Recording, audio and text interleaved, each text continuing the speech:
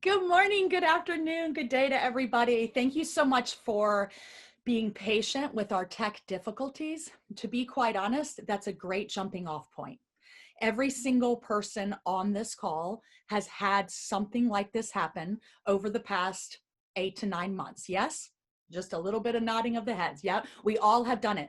The beautiful things that have come out of COVID is the opportunity to adapt and be flexible to the immense amount of change that we have very clearly realized we are not in control of. So I just want to compliment everyone, not only for taking an hour or two out of your day to be with us, but also for just being patient. It's not easy. It's not easy. And I'm even going to piggyback on this title here. And I want to repeat it a little bit differently, where it says navigating challenges. I was thinking to myself, it's really navigating challenges and immense amount of change that are creating daily stress that we're learning new ways on how to manage.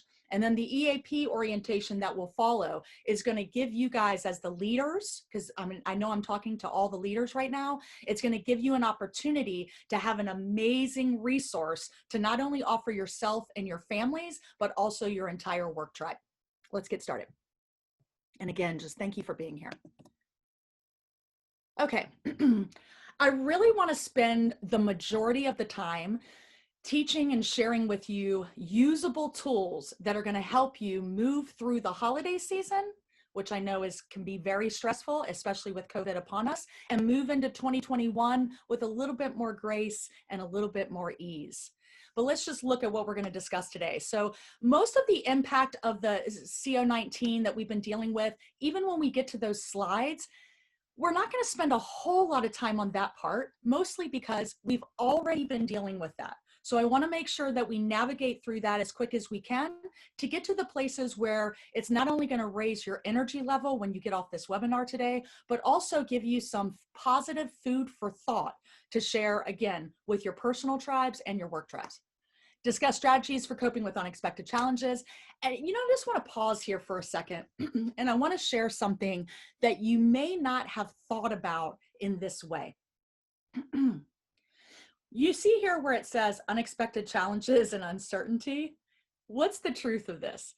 About 8 months ago, I was teaching a webinar called Living in Uncertain Times.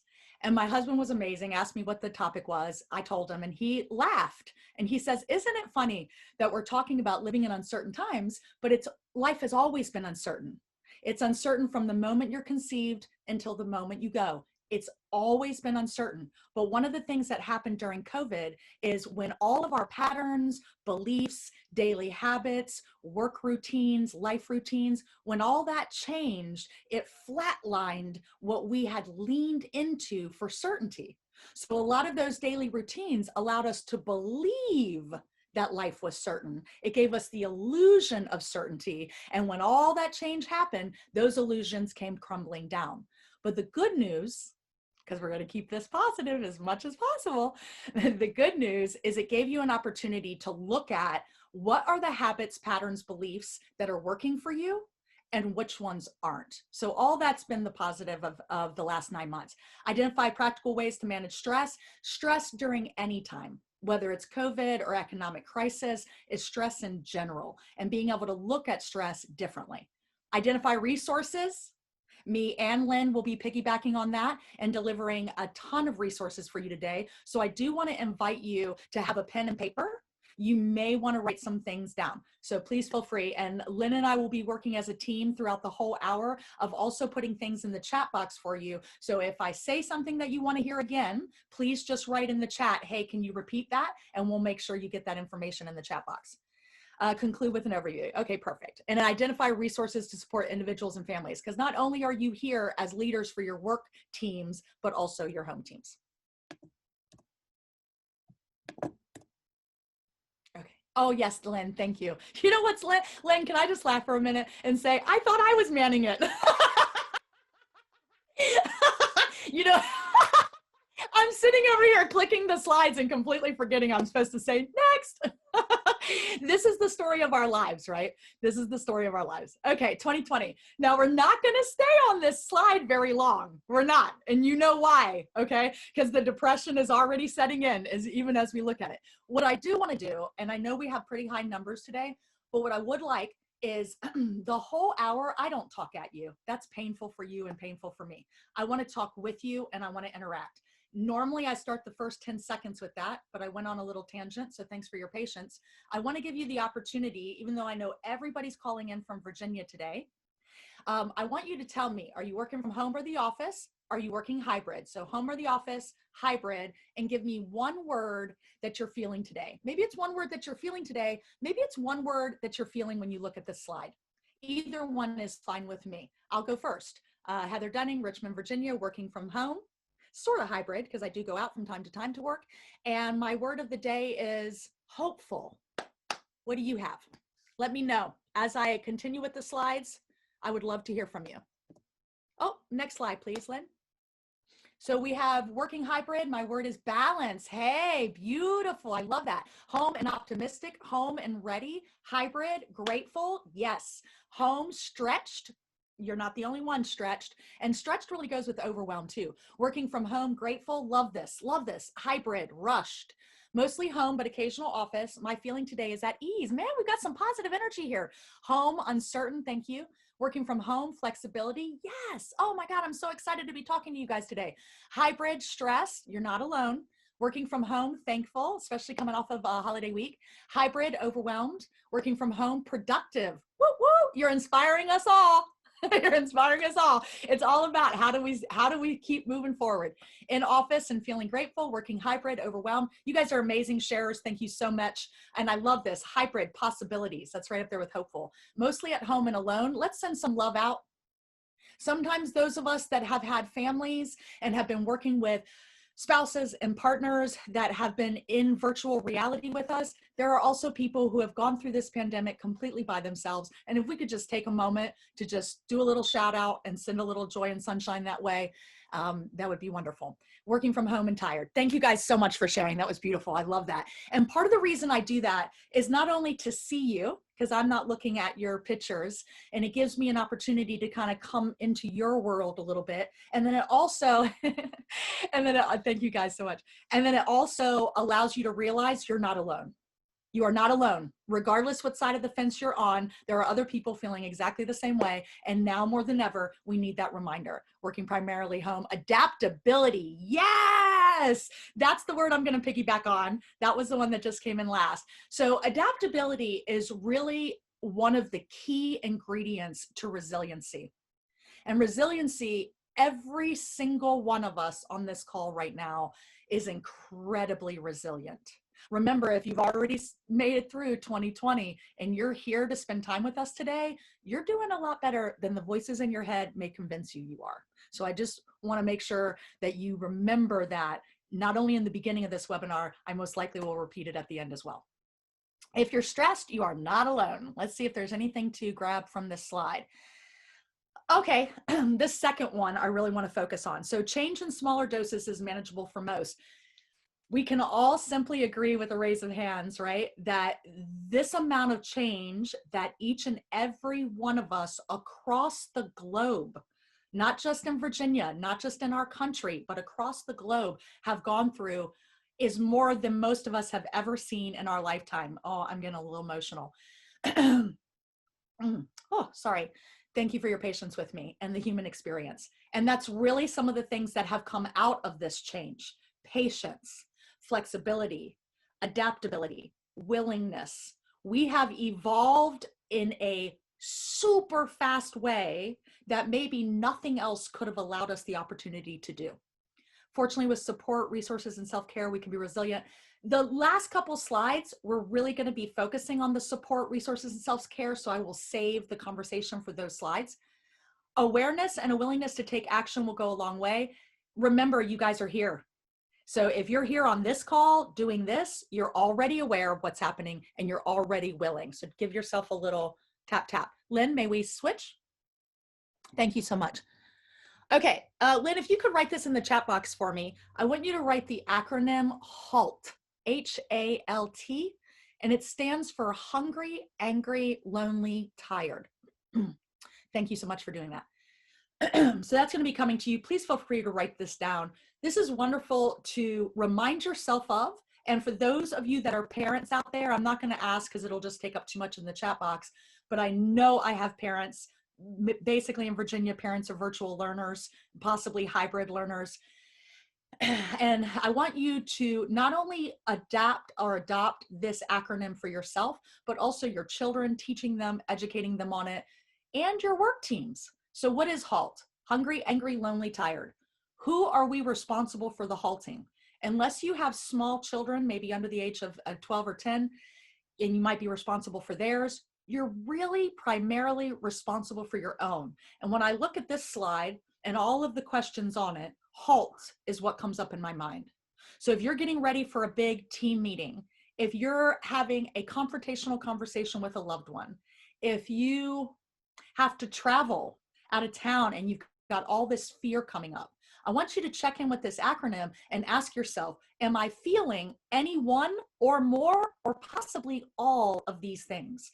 And what can I do to start to assess how to create the right solution, the most resourceful solution for whatever I'm feeling? Now, me personally, I don't go anywhere without water, snacks, and my own breath work, right? So any of these things that come up for me, I know I'm going to have it packed in my bag of resources to help me move through some of them.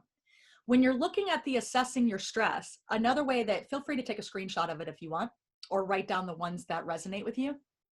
One of the things you can do though, is use this as a tool when you wake up in the morning.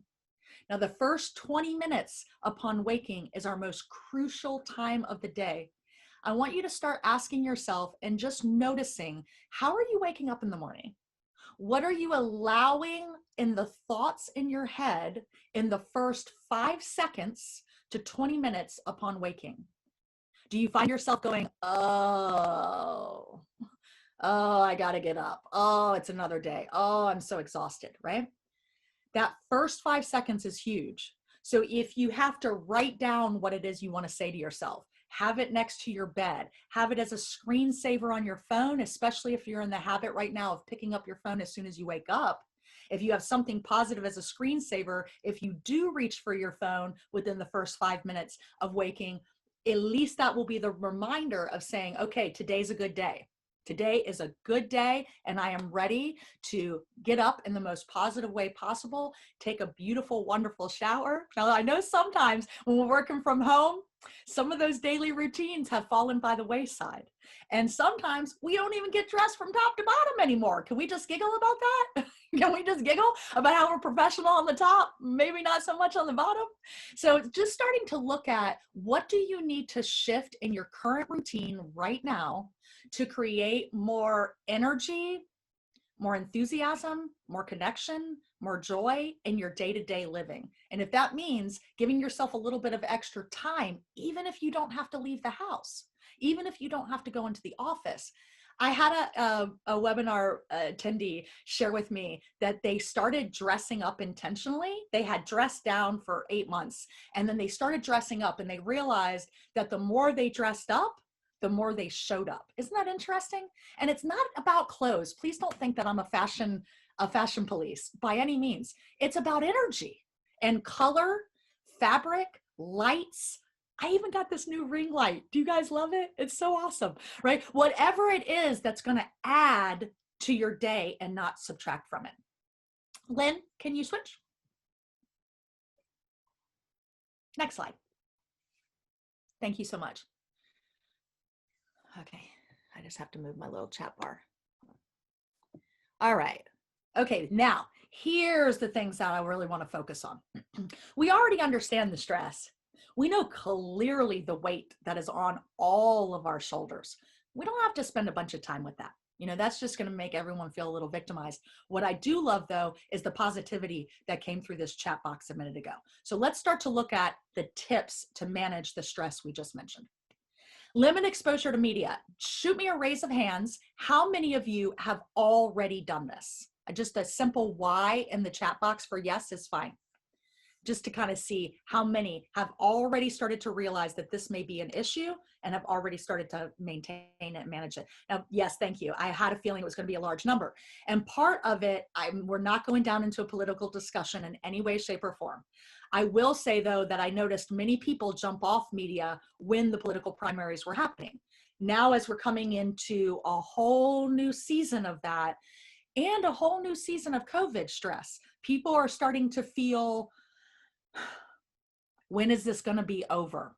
And so it's that waiting game, that impatience. And in that impatience, the irritability and agitation is raising. Be careful the amount of time you're spending on media.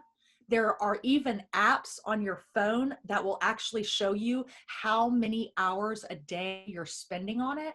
That can be very, very helpful if you are finding maybe you're giving a lot of your time and energy away to the phone, but you don't even realize how much. How many people on here are guilty of just jumping on social media for a second, and now all of a sudden 2 hours has gone by and you're exhausted. You're exhausted. You're not charged. You're exhausted. So it's not just about the amount of time and exposure to media, it's about the content. So if you are going to go on there, where's the positivity? That's the positive of media, is that we have opportunities to have positivity and a higher vibe at our fingertips. But what are you leaning towards? Just notice. I'm not lecturing, just sharing. Know the facts and get it from a reputable source. We still are leaning into the CDC as the most reputable source out there. And believe it or not, your EAP is actually a great reputable source and can give you information and also help you navigate the information that's coming. So sometimes the CDC can be overwhelming, where the EAP can handhold you a little bit. Practice tolerating uncertainty. All right. Okay. Water break, just a second. I also just want to share with you that one of the main things I teach is wisdom with the body, connection to the body. This is how we're on this planet right now. And what are the 3 or 4 main things that the body needs just to just be here in order? Air, water. Most of you will say food. Most of you will say food, especially my foodies. Sleep, then food, and then love and community. Now, why is this important?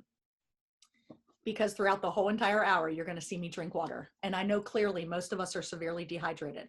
You might think that that's hippy dippy, but go with me on this. Let's start taking care of ourselves right now on this call in this hour. So if you have water, please drink it.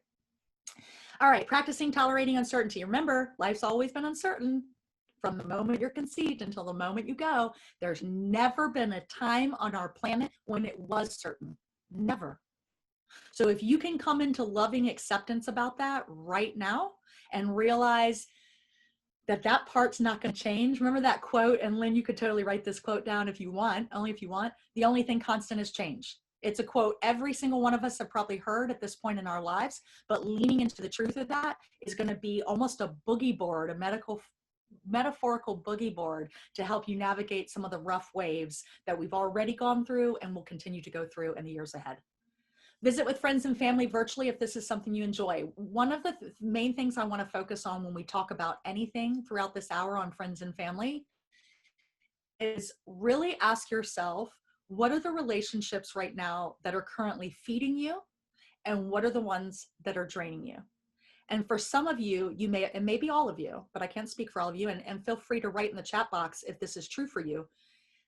For many of us, we've gone through major changes in our relationships, meaning maybe the people that you hung out with and were really close to are no longer really connecting. And then the ones you hadn't heard from in 20 years, all of a sudden you might be talking to daily.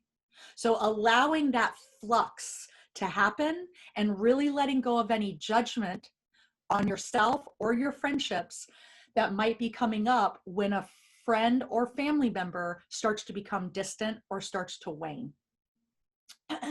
Do things you enjoy. We are going to spend a lot of time today talking about our joy list. So please write that down on a piece of paper for you and really ask yourself, when's the last time you even thought about it? When is the last time you gave yourself permission during all of this stress to just think about what brings me joy? So start thinking about it right now, because in about 20 minutes or so, I'm going to ask you to send some things in the chat box on what brings you joy. Actually, you know what I just heard? Send it anytime you want throughout the whole hour. If you want to send something that brings you joy, just write joy, little dash, and then write what it is. And when you write it, because this will help keep the energy high throughout the whole session too. When you write it, I don't want to hear vaguity. I don't want to hear, I experienced joy in nature. Yes, yes, most of us do, unless you have extreme allergies. What I want to hear is specificity. I experience joy when I watch ocean waves crashing on the beach, a hummingbird sipping from a flower, etc. Oh, here we go. Joy, laughter in my house. Yes, see, that's beautiful. Love it. Okay. Yes, write it whenever you want. You have freedom. Ask for support when you need it. For those of you on this call that are caregivers and the supporter of others, sometimes it can be very challenging to humble yourself in asking for support in return. Just remember that when you're supporting others, the soul food that you get in giving that support, please allow others to give it to you as well. And also remember that the ones you're supporting might not be the ones that are capable of supporting you. And that's okay. Know who the people are, know who the people aren't. And we don't have to put pressure on the people who are not resourceful enough to support us. We just want to lean in and nourish the relationships that do feed and encourage. Let's see, as for learn more about resources, we're going to be doing that. Spend time outdoors, absolutely. Focus on what you can control. Can we just all laugh about that for a second? Because boy, do we give a lot of power away to all the things we can't control. And a perfect example of that was the tech difficulty that we were having in the beginning. We could have all run around like chickens with our heads cut off and squawking. Yeah. Instead, we remain calm, peaceful, easy, joyful, breathing. It's okay. It's okay. So start to notice, what are you giving your power away to? What are all the things that are out of your control that you are consistently, daily giving your power away to? Write it down. Call yourself out. Hold yourself accountable and breathe. Lynn, write this one down for me, please. This is a wonderful app I want to recommend, and I will do this throughout the session. Calm, just like the word, Calm app. Calm app is specifically a breath app, and it's really easy to use, completely free. Of course, you can pay for it if you want, but it's completely free. And it shows you a color wheel as you're breathing, which I think is really nice to focus on if you're not in nature. And it also counts you, and you can do any type of style of breath work you want. If you're having challenge with the thoughts in your mind when you're breathing, this is a great app and a wonderful tool to keep you focused. Even if we started adding in breath work every hour on the hour for 1 minute, 1 minute. I'm not even asking you to take 15 minutes to breathe. I'm just asking you to do one. And I think later we might actually do one at the very end before we switch over to Lynn. Let's just do a breath work together so you guys can see what it feels like and see what 1 minute can give you. Look for the positive, always. Lynn, switch the slides, please. And I'm going to come over here to the chat box.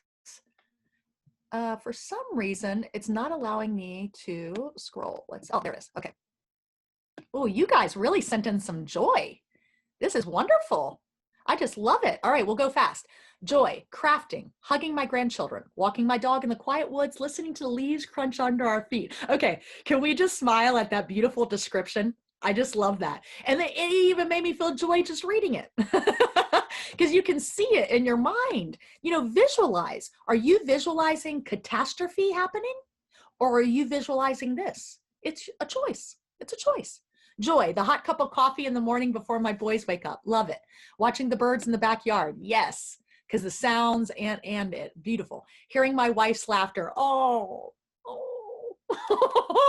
For those of you that have been partnered with your spouses and maybe even doing virtual right beside each other, God bless you for still experiencing joy and not completely, you know, congratulations. Thank you, Mike, for sharing. That was beautiful. Okay, joy, reading a great book lets me live in my imagination for a bit. I do want to pause too about book reading.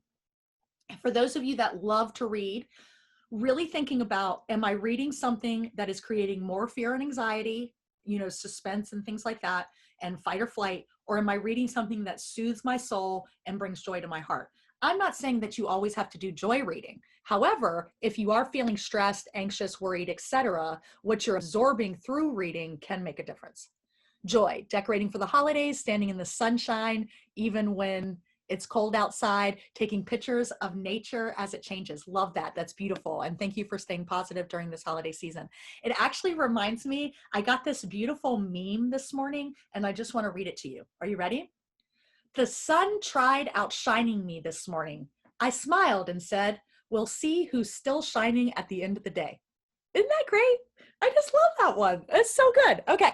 Other stress management, and thanks for guys for sharing all that joy. That was beautiful. Other stress management tips. Okay, here's what I want to hear from you, just so we can see what the consensus is. You guys are great sharers. How many hours are you all averaging of sleep a night right now? And I know that this webinar is not about sleep, but it really is nice to even be aware. You can give me a range, like 4 to 6, 6 to 8. You can give me a range. Ooh, 9. Hey, girl. Who's getting 9 hours? That's amazing. I didn't even know that existed anymore. Congratulations for doing that. That's beautiful. 4 to 5, 6.5, 6, 6 to 8, 7 to 8, 6 to 8. Okay, so we have a pretty good, decent average. 4 to 5, 4 to 6. Write this one down for me, Lynn. 15 minutes of guided deep relaxation. Thank you so much, Lynn, for your help. 15 minutes of guided deep relaxation is equal to 2 to 4 hours of sleep. That's huge, isn't it? 15 minutes of guided deep relaxation is equal to 2 to 4 hours of sleep. That is gigantic. So for those of you that are more in the 4 to 6 range, or gosh, the 3 to 5 range, 7 to 8 is pretty decent. 7 to 8 is great.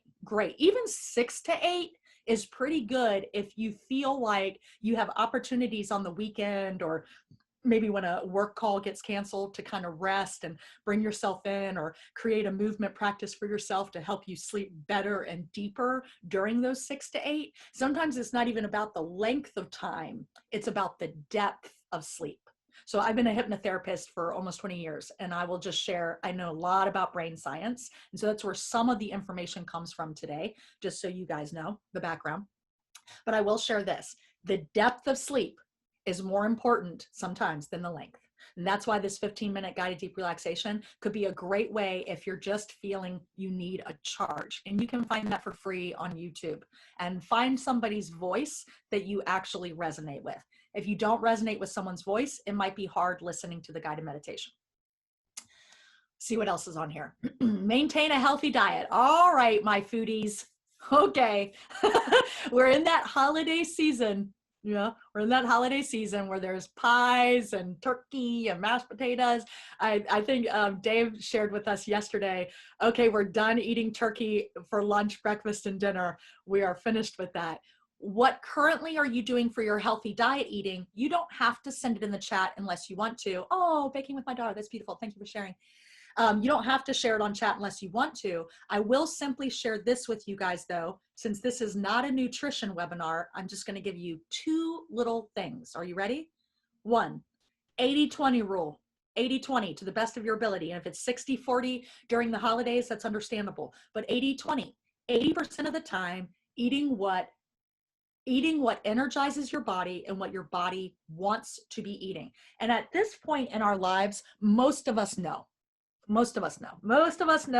what makes our body feel good and what makes it not feel good. Yeah. So 80% of the time, to the best of your ability, and then be kind to yourself and let go of any guilt if you're at 60-40 or less than that. Let go of the guilt. Guilt weighs more than the calories from donuts. That's just something that I normally say, but it's really, really true. I can't even tell you how true it is. I work with people as a wellness coach, and I will tell you, guilt packs on the pounds. And also, if you do any crash dieting, that only sends your body into starvation mode. And even if you lose 5 to 10 pounds, it will come rebounding back at warp speed. So do your best to not do that. It's not about letting go of food right now. It's about, thank you, Lynn. It's about adding in stuff. So if you're not ready to cut out the sweets, the chips, the carbs, etc., add in water. It's really just that simple. Add in water, add in exercise, until the amount of hydration and the amount of nutrition starts to balance out some of the cravings. Do you guys want to hear a tool on how to deal with cravings? If you do, just simply send me a yes, and I'll share that as well. I'm going to go back to that while I'm waiting for some yeses. Let's see, engage in physical activity and exercise safely. So sometimes, I thought so. Oh, we got a lot of yeses. Okay, I'll share that in just a sec. Sometimes the word exercise can be very, I knew we had some foodies on the line, and please know I'm one too, so I have no judgment. Sometimes the word exercise can be very daunting. So just know, release it. If you keep saying to yourself, I want to exercise more, I want to exercise more, and then you're not getting off the couch, it's just about having a movement practice. You don't have to do 30 to 45 minutes to 60 minutes of exercise 5 to 6 days a week. If you are doing that, awesome, awesome. But if you're not doing that, stop beating yourself up and just start moving. Every hour on the hour, you can drink water, you can take a 1-minute breath break, and you can jump up and down, do the hokey pokey if you want.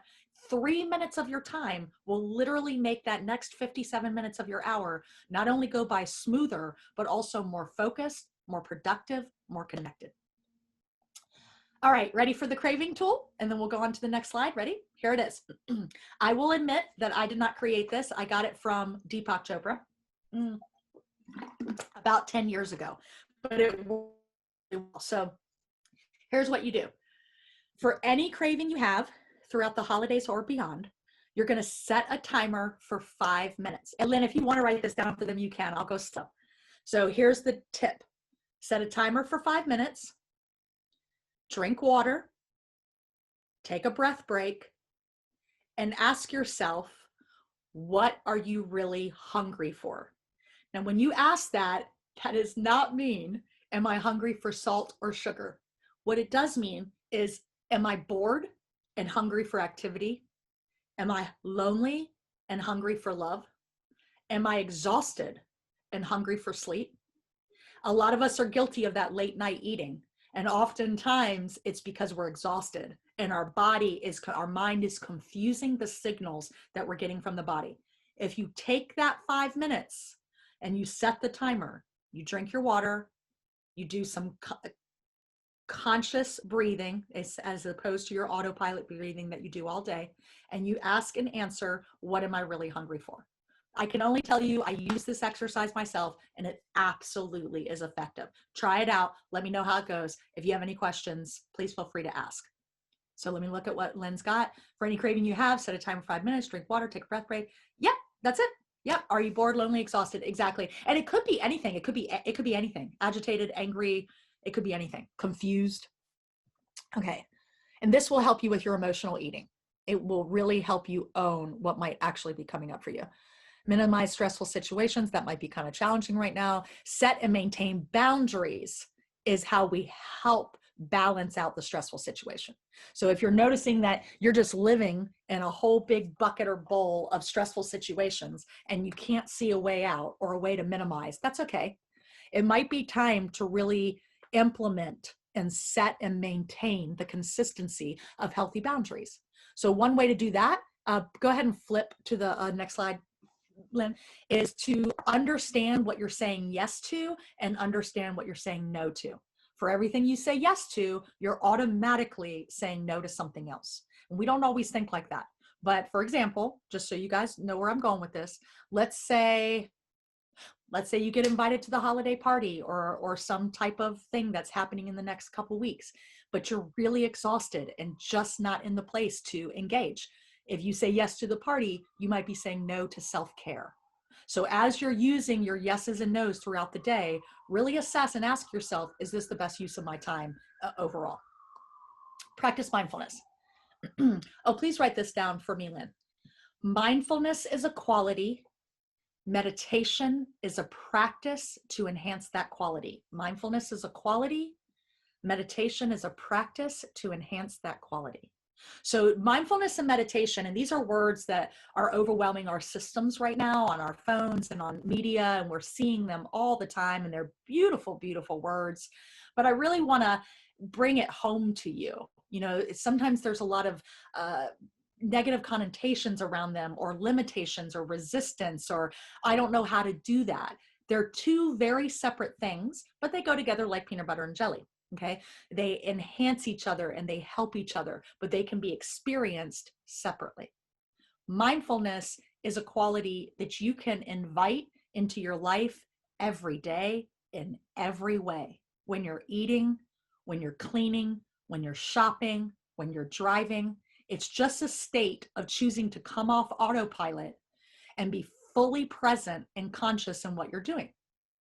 Let me share with you a sample. Let's say dishwashing, especially around the holidays. Most of us might feel that that's a chore. You might even feel stressed about it. If that's the case, unfortunately, we pretty much have to wash dishes every freaking day. So you don't need more stress, right? You don't need perceived more stress. All you have to do is shift your perception of it. So if you take every time you wash the dishes as an opportunity to practice mindfulness, not only will you be productive and your dishes be sparkly clean, but you'll also feel a lot lighter and brighter at the end.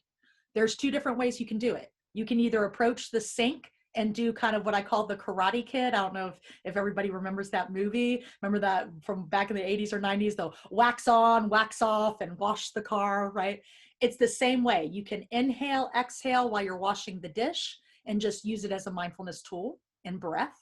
Or you can actually add an attitude of gratitude, which is huge, not only for the clean water, the soap, the abundance of food that was on the plate, the gratitude that you had a plate, maybe the people that you shared a meal with. So as you're doing gratitude and as you're doing the wax on, wax off mentality, you're being present, positive, and connected in that moment. Practice this. You can do this with every single household chore you have. And you can especially do this when you're driving. You know, the driving right now, I'm not going to go on a tangent, but I will just simply say, OM freaking G. It's insane out there, almost like a war zone with people not paying attention and driving over into your lane. I know I'm not the only one who's experienced this. So mindfulness while driving is not only going to keep you more zen, but also keep the roads safer. Just something to think about. It's insane to think how our autopilot mind will drive for us while we're daydreaming. I know all of us are guilty of this. You pass an exit that you've taken a million times. Why? How did that happen? Because you weren't really there. Sometimes I wonder how we even get home, you know? So mindfulness, chores, driving, etc. All right, let's see if there's anything else on here. Intentional, non-judgmental, conscious awareness, awareness of reactions, awareness of thoughts. Awareness allows space, this is what I want you to focus on with this. Mindfulness allows space between the stimulus and the response. So this really helps us move from reaction to response in our personal lives and our professional lives. Lynn, thank you. Benefits of a mindfulness practice. How many people on here are already doing this? Oh yes, water break. Thank you, Lynn, for reminding me. How many people on here are already doing this? Mindfulness or meditation? Anyone? And if so, what's your practice look like? Are you using an app? Talk to me. Tell me. What app are you using? What are you currently doing? How much time are you taking for this each day? I would love to hear who's already implementing some of these strategies. Benefits of a mindfulness practice. It helps reduce anxiety, depression, and stress. We all need that right now. Improves the immune system. Something else I want you guys to know before you get off the call is fear lowers the immune system, joy raises it. Fear lowers the immune system, joy raises it. Fear is contagious, joy is twice as contagious. All right, I just see this. I tried using feature in my Fitbit app. I choose the 2-minute session a couple times per week. Now, you know what I love about this person is there's no shame in the game of how long you do it. She's being consistent on a couple times a week. It doesn't matter if it's 2 minutes or 20. Just jump in. 2 minutes. If 2 minutes is all you have, do it. Thank you so much for sharing. Okay, someone wrote, yes, stare into space and breathe, sitting on patio, listening to noises from the woods. Okay, ooh. Okay, I just learned this one the other day. I want to share it with you. All right, ready? Lynn, if you want to write this one down, you can. This is the person who just talked about sitting in nature, this is a wonderful mindfulness tool to use while in nature. Now, you can use it when you're not in nature, but you might just reap more benefits when you are. It's called the rule of five. That's what it's called, the rule of five. And this is how it goes. 5 things I see, 4 things I hear, 3 things I feel, 2 things I smell, 1 thing I taste. I'll go over it again. I was thinking maybe, Lynn, are we writing it down? Okay, great. Okay, perfect. She did it. So we got 5 things I see, 4 things I hear, 3 things. Yep, perfect. This is wonderful, especially if you've been triggered You know, we all have to deal with triggers sometimes, and you've been triggered. This is a great way to connect to what's happening. This is also a wonderful way to clear the space in your mind and focus on the five senses. Again, more powerful in nature, but can be done in the house as well. Enhances relationships. We love that. It enhances the relationship with yourself first and foremost. And as our relationship with ourself becomes stronger, so do most of the relationships that we communicate with in our lives. Fewer emotional outbursts. We're all in need of that. Yes? Yes, we're living in a very irritated, agitated, impatient world right now. And these emotional outbursts are everywhere. I even saw one happen with some strangers in a grocery store recently and on the side of the road. So it's happening all around us. Do whatever you can to minimize that and to clear those emotions as fast as possible. Helps in breaking old habits. Love it. Next. Oh, okay. Well, we just did one mindfulness exercise. Okay, we just did the mindfulness tool of Rule of 5. Just send me a simple yes if you would like another one. Would you guys like another one? Okay, perfect. All right, sit up in your seat. Put your feet flat. Okay. This, what I'm about to show you, can really be counted as mindfulness or a style of meditation. It's right in the middle of both. So it can really be counted as both. It's just a body scan.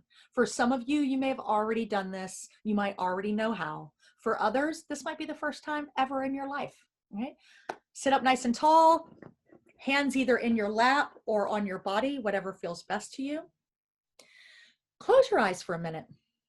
It will help, I promise. Let's go ahead and take a nice deep breath. Nice deep breath in, filling up your belly, your diaphragm, your chest, your head, all the way to the top till you can't take in any more air. And then slow exhale out of your mouth, relaxing your jaw down to your feet. We're going to do that breath 2 more times, please. Inhale, nice and deep. Most of you are at half breath. More, more, more until it's almost painful to the point of resistance. Slow exhale out of your mouth. Last time. Inhale nice and deep, all the way up to the top. Slow exhale out of your mouth, releasing any tension in your jaw, in your neck, and your shoulders. And we begin with your eyes closed. This will not take long. Scanning down your body from head to toe, checking for any tension that may be there, and using your breath to inhale into your face, any tension in your eyes, cheeks, jaw, or mouth, and then exhaling out. Scanning down to your neck, inhaling, checking for tension, exhaling out. Checking in with your shoulders, your arms, your hands, your fingers. Wiggle them out a little bit. Inhale, exhale, letting go. Scanning down your spine, one vertebrae at a time, noticing the muscles that protect your spine, that hold you upright. Inhale, feel your back. Exhale, releasing any pain, tension, or congestion. Inhale, raising up your belly nice and big, big, big, big in your belly, just like a baby does. And then slow exhale out. Checking in with your hips, your legs. Inhale. Checking in with your knees, your calves, and your shin. And exhale all the way down to your feet. One last nice deep breath, checking in with your entire body from head to toe. Nice deep breath in. Nice slow breath out. Beautiful. Beautiful. I felt that. I really felt that from all of you. And maybe some of you didn't practice it, and that's okay. Please send me 1 or 2 words on how you're currently feeling after that exercise. Lynn, next slide, please.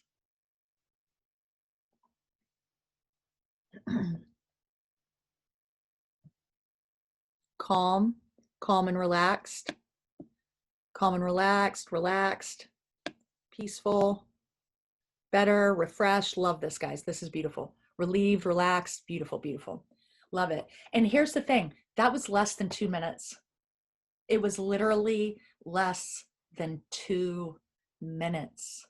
So if one of the excuses that you're using for yourself is, I don't have time to be mindful, or I don't have time to meditate, careful. We all have 1 to 2 minutes. How many minutes are you spending on the device? How many minutes are you spending on autopilot? How many minutes are you spending in victim mode? How many minutes are you spending perceiving that all the things that are happening to you are stressful? 1 to 2 minutes. And most of you, all of you actually that wrote, felt better, relaxed, relieved, calmer, peaceful, and even more pain-free in your physical body. All right, let's look at this slide. Okay, so this is a good opportunity, just in the chat box. How many here are virtual parents? How many here are virtual parents? And give me an idea of what's happening in your home. You don't have to do a whole paragraph, just, a couple words, how many kids, what's happening, what's it look like? Do you have a spouse at home? Just out of curiosity. Don't make it a paragraph though. Let's see what we got. Coping as a household.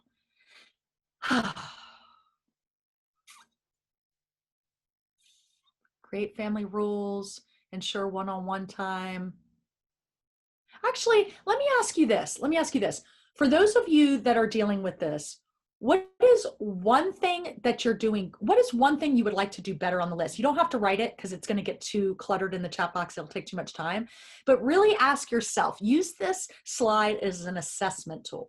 Just read over it, notice it, and pull from it. What's something you're already doing really great for you and your family? What's something that you see on this list that you know you might want to work on?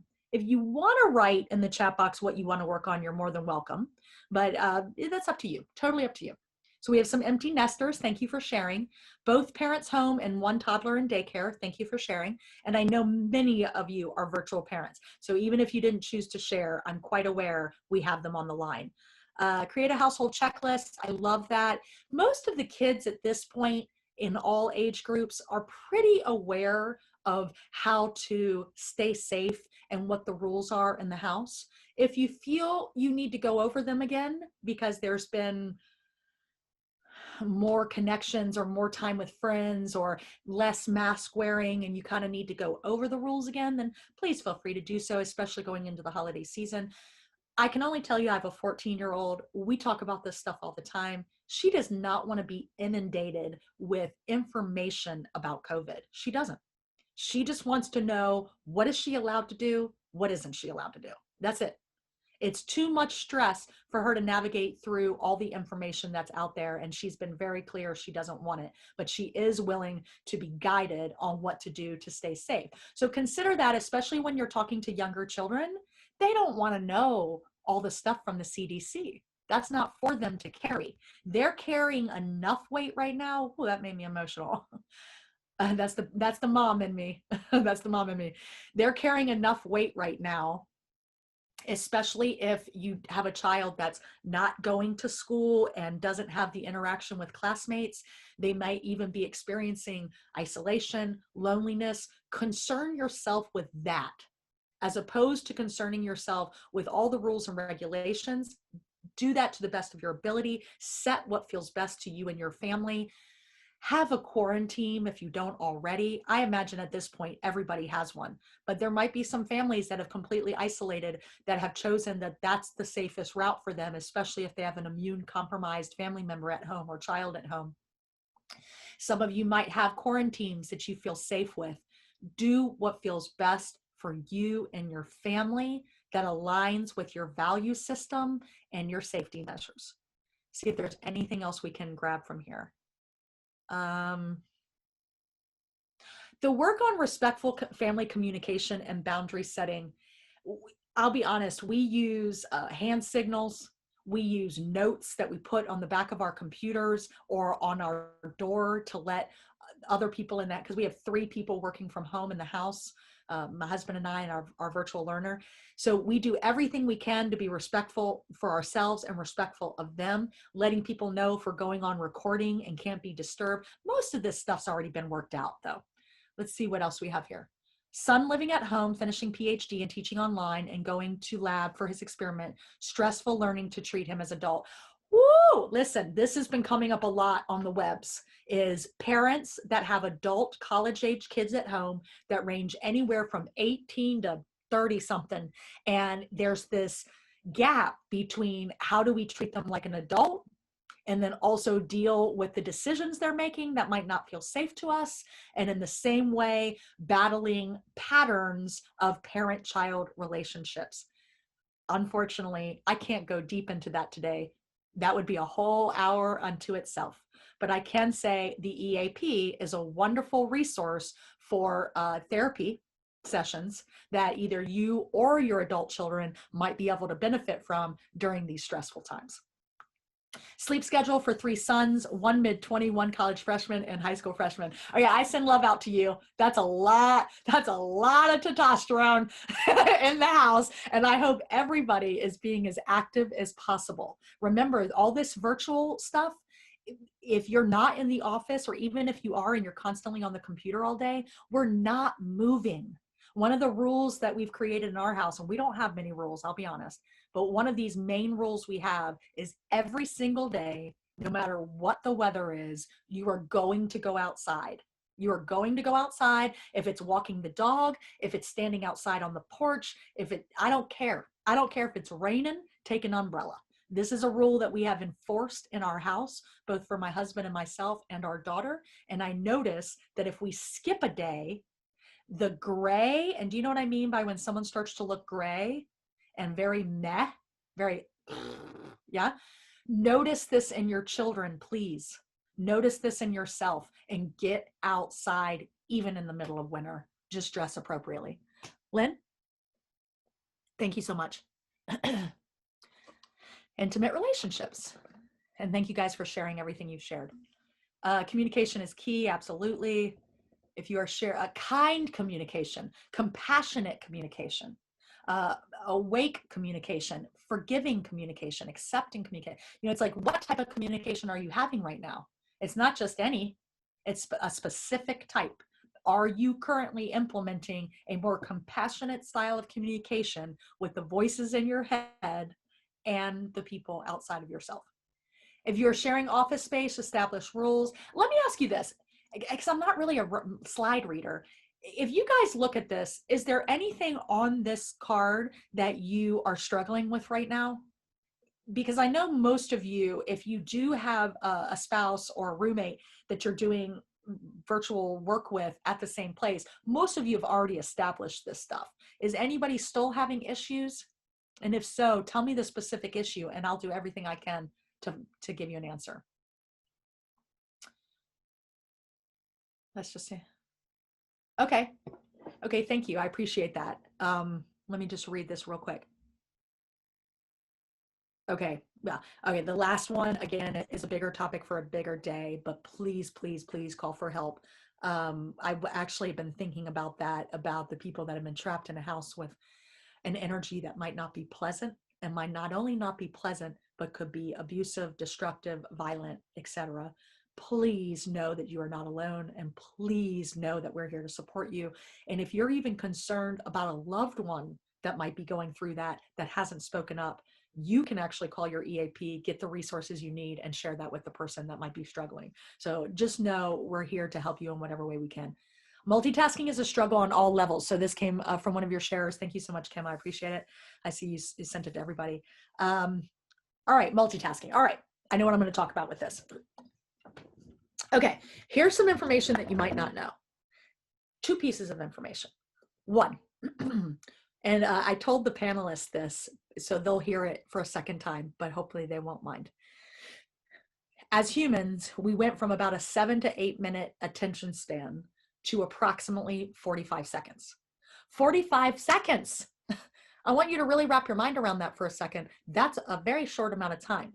I also want to share with you that the average person breathes 12 to 16 breaths in a minute. 12 to 16 breaths in a minute. It's actually very, very fast, very shallow, and actually keeps you feeling cerebral, chaotic, confused, anxious, worried, fear-based. It keeps you very here. And you guys know what I'm talking about, right?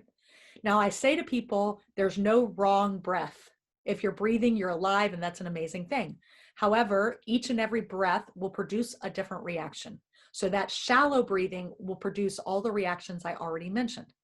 When we do some of the breath work that I showed you earlier with the 3-part breath and some of the breath that you can find on the Calm app, like a 5-3-5 or a 4-4-4, those breaths tend to equal 2 to 4 breaths in a minute. Wrap your mind around that for a second. Think about the shift in cadence that is.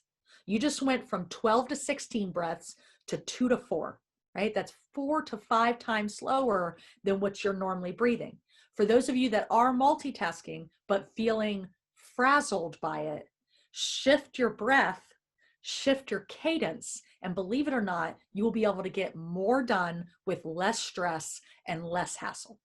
Just consider it. We really are not built in our human bodies to maintain that rapid, shallow breathing and it be sustainable and scalable all day, every day, without experiencing emotional outbursts, headaches, dizziness, body pains, and the list goes on.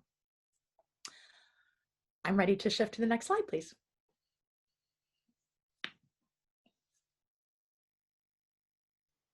Thank you. Thank you. Oh, self-care. Another big word that we've been spoon feeding out there into the global community, right up there with mindfulness and meditation. What would you guys rate? I think this might be the first time I've asked a web this, but this just came up in my mind, so go with me. How would you rate yourself from a scale of 0 to 10, 0 being nothing, 10 being awesome? How would you rate yourself for self-care? Just send me a number.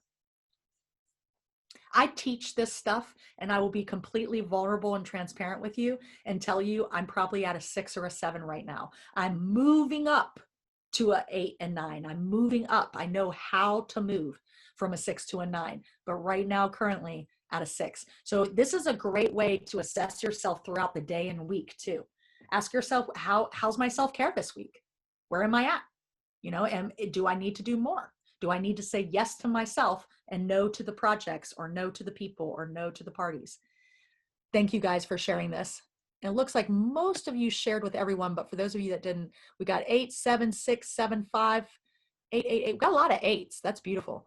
6, 5, 4, 4s. Okay, so we have a range, 4 to 8. Hey, at least nobody that posted is at a 0, 1, 2, or 3.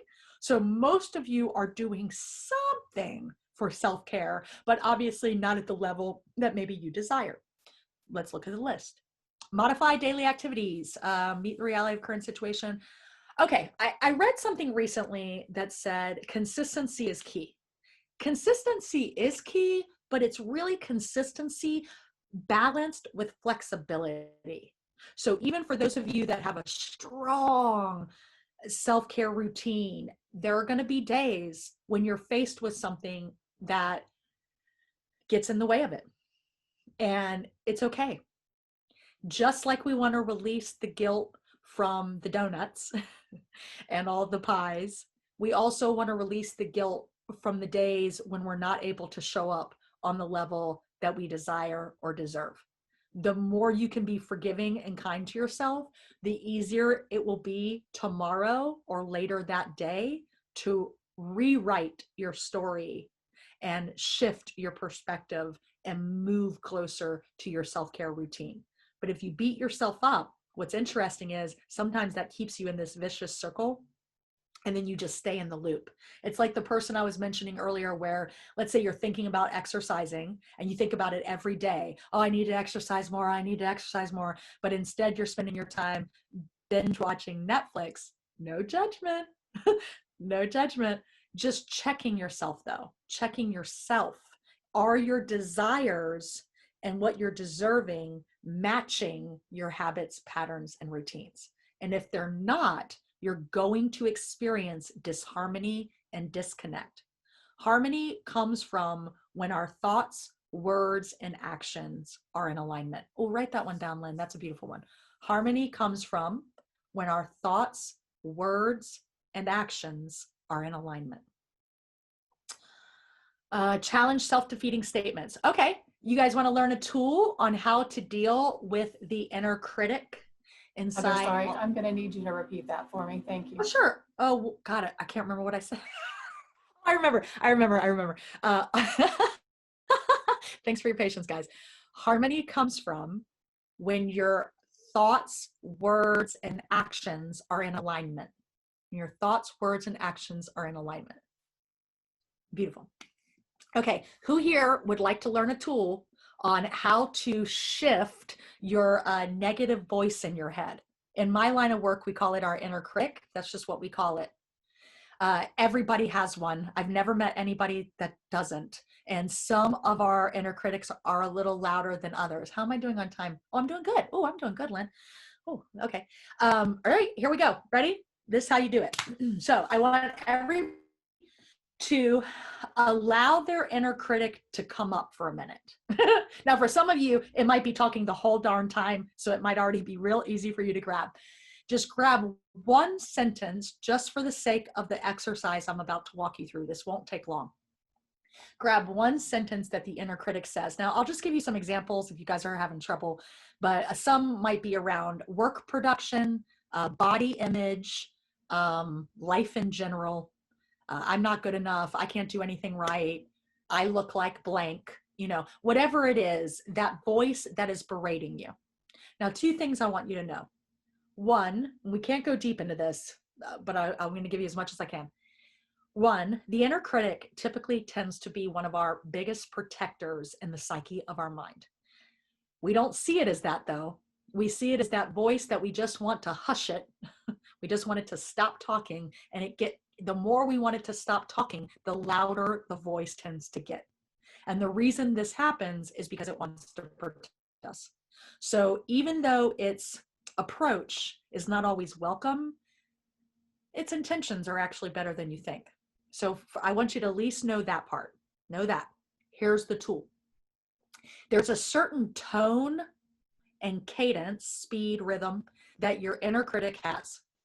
Just close your eyes for a second and notice. Hear the sentence. Okay. Now what I want you to do is come up with a funny voice.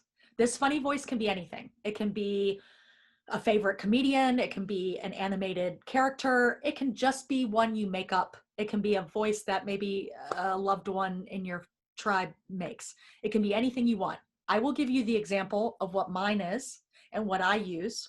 My inner critic voice is very high pitched and very fast and very rapid.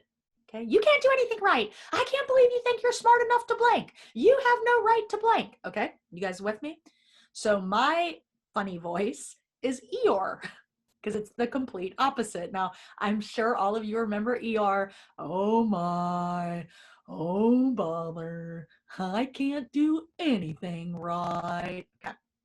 All I have to do is drop into Eeyore as soon as I start to hear my inner critic come up, and you will notice that the emotional response and the trigger itself is not as strong. So just practice for a minute, just a sec, 20 seconds. If you're not laughing or smiling, you don't have the right funny voice yet.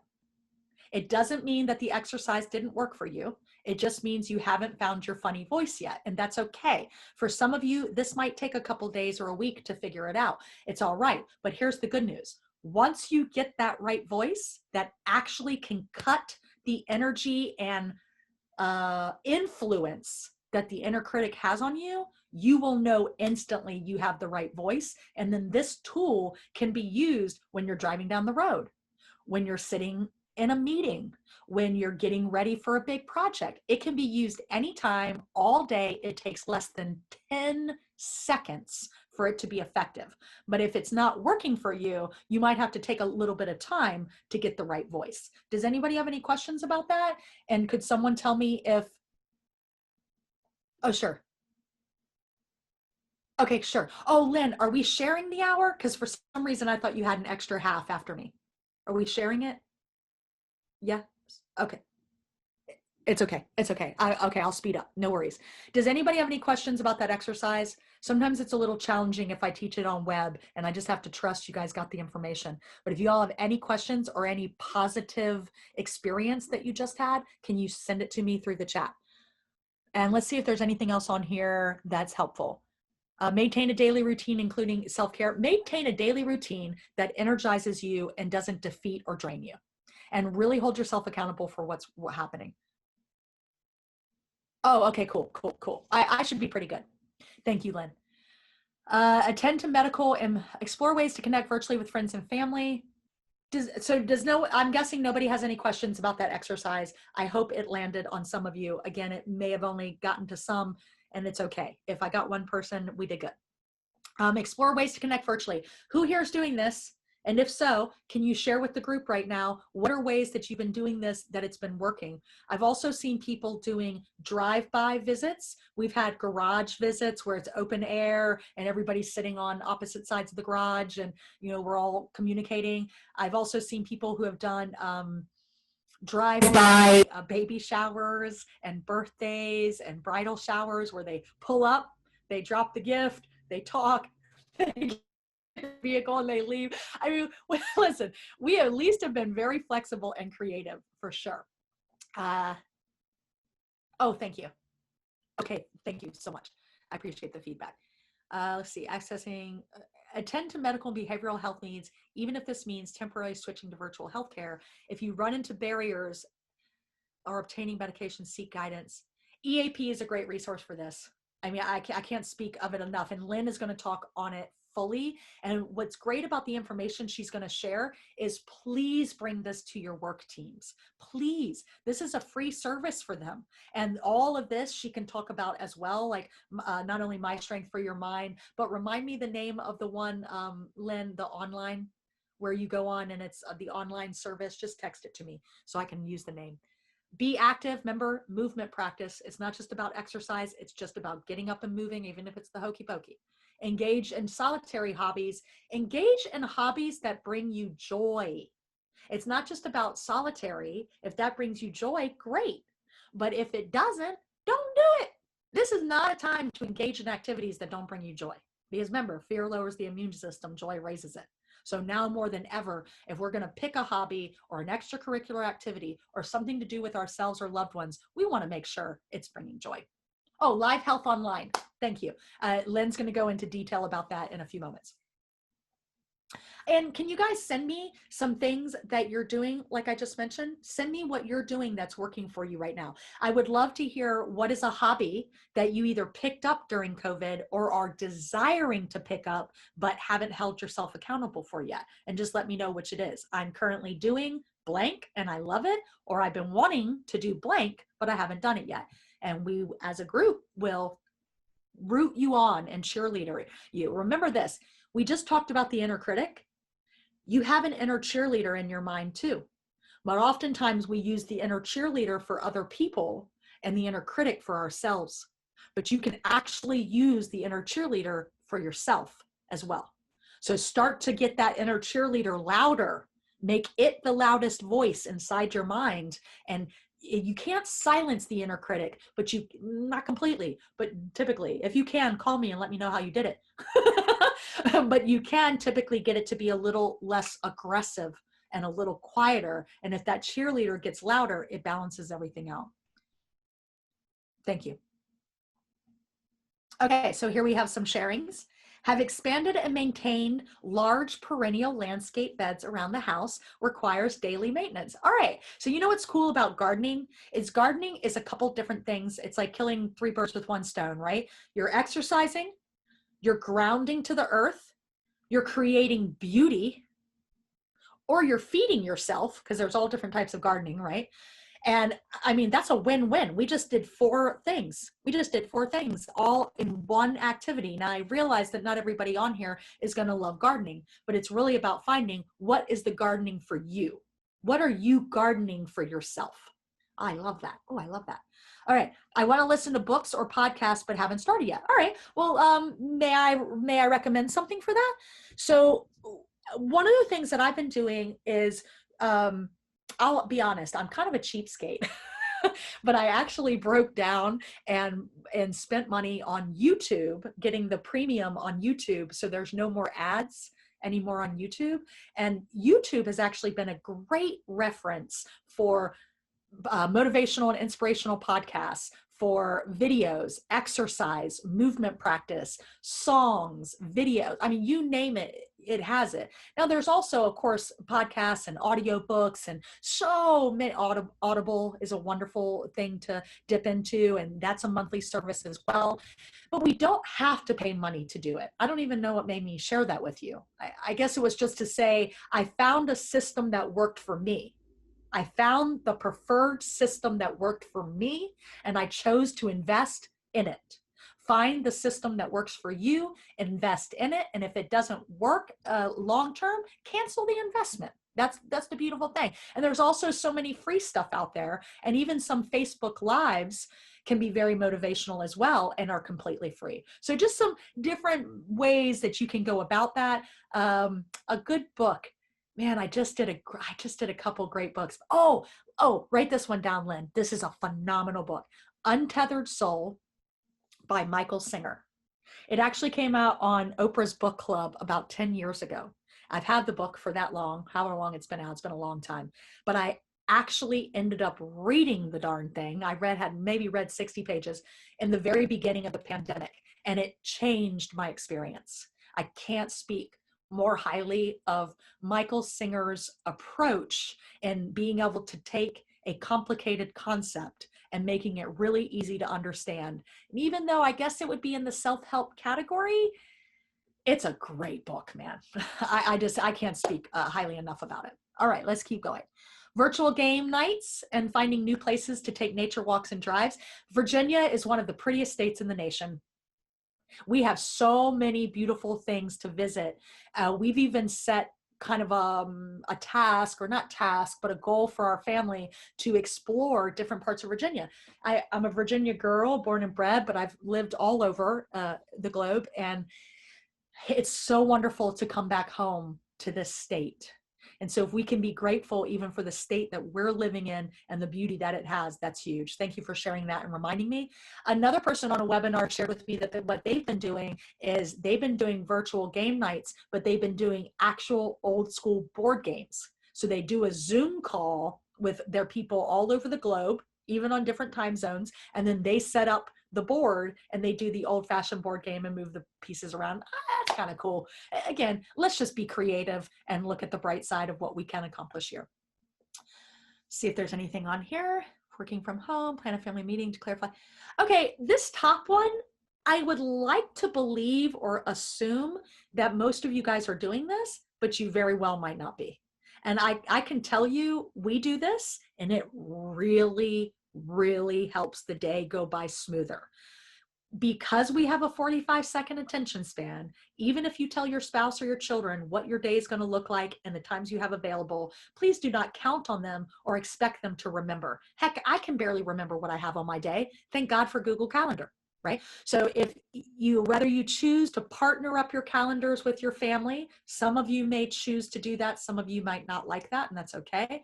But checking in, doing a morning check-in and an evening check-in is a great way to not only connect with your family, but keep things clear and peaceful throughout the day without, overstepping each other. End your workday with some kind of ceremony. All right, let's talk about this, because I know some of you have been struggling with this. Transitional exercises. Things that you can do, especially if you're working from home all day and then having to go into family mode or just home mode afterwards. Walk outside, even if it's raining. Walk outside, stand on your porch for 5 minutes, pretend you just drove from work, walk back inside. If you have to get in your car and drive down the road and come back, do that too, especially if it's been that type of day. If you don't want to step outside and you don't want to drive in the car and you need transition, the bathroom is a wonderful, wonderful place to be your transitional box, so to speak. Not only can you go in there and release the day, and I'm going to give you a mantra that you can actually say yourself to just kind of let that day go. It might be a little hippy dippy, but go with me on it. And then you wash your hands, you say the mantra, you do whatever you have to do in the bathroom. And when you come back out, it's a different mode. It's a different time. Don't check your work emails. It's not time for that. So those three seem to work for most people. Here's the mantra, Lynn.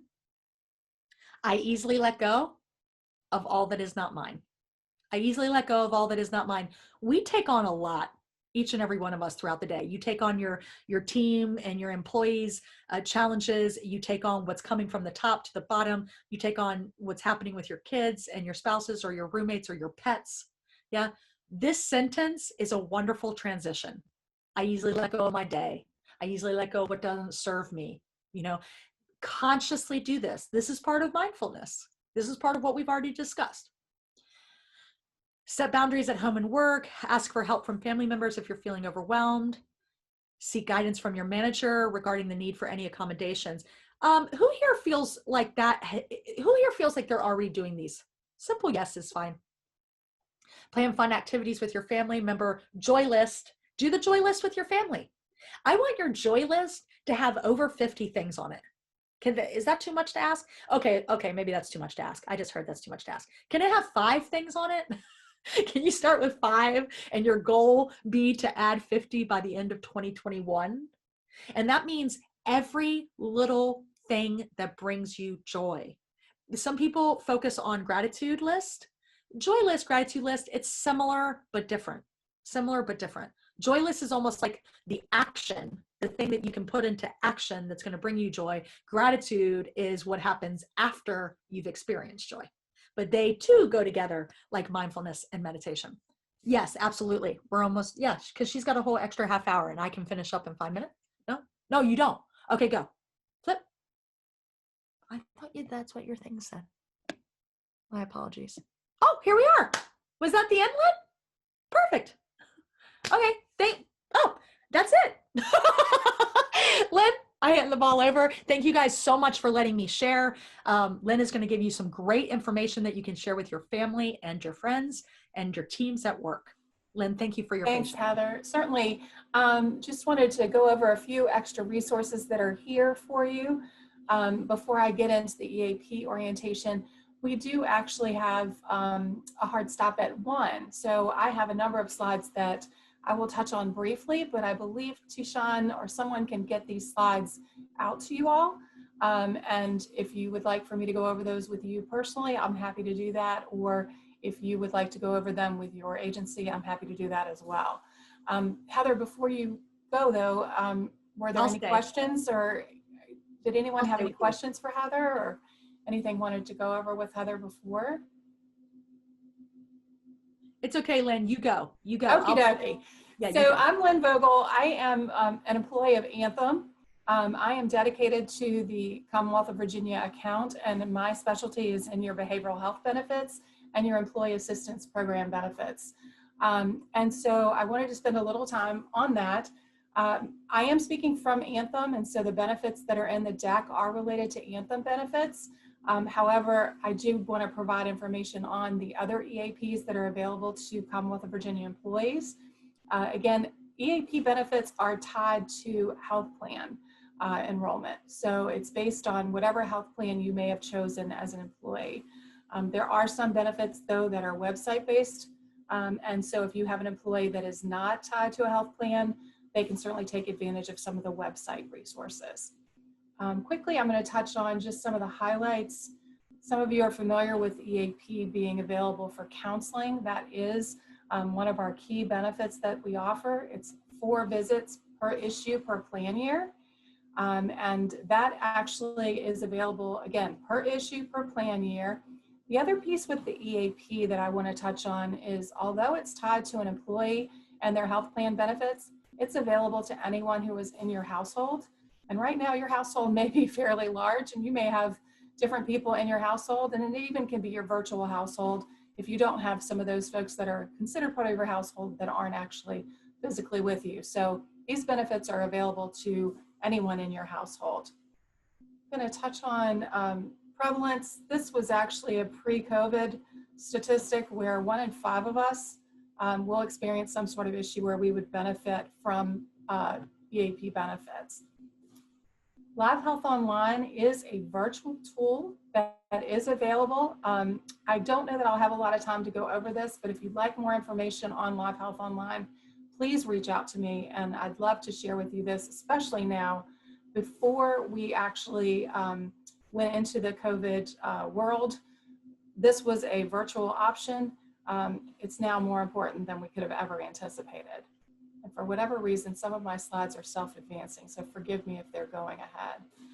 These are just some visuals on Live Health Online. A couple of things I wanted to touch on though. Right now I've gotten quite a few questions about legal services. People are more focused on estate planning right now. The EAP has a number of free resources available, including Quicken's Willmaker, which can be downloaded for free on the EAP website. You also can consult with an attorney for 30 minutes for free if that's something you're interested in doing. I know that's been popular lately. We also offer unlimited financial counseling. That's available through our website, through our calling us and letting us know. I'm going to trip through to some of the manager tools. My Strength, I did want to touch on. Sorry, I feel a little rushed, because I'm going to be conscious of your time.